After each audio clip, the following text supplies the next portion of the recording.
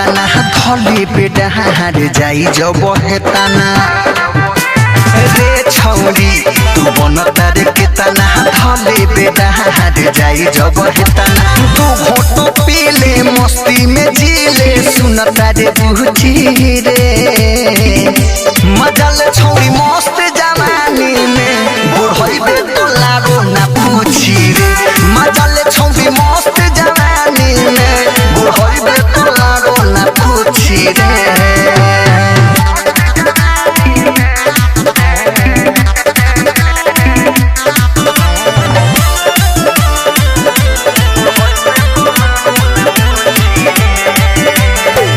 महारा के समझी के अपना बोले ना पूरा हो वाला सपना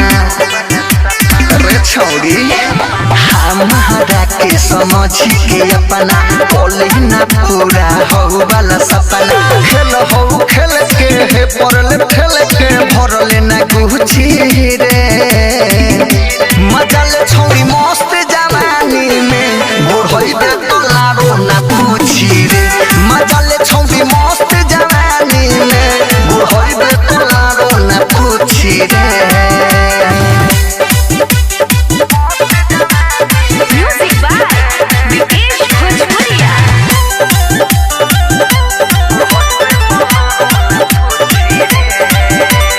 काकर बिछौरी बचा के अपन धन रे एक बीड़ी खोइबे बार बार करी मन रे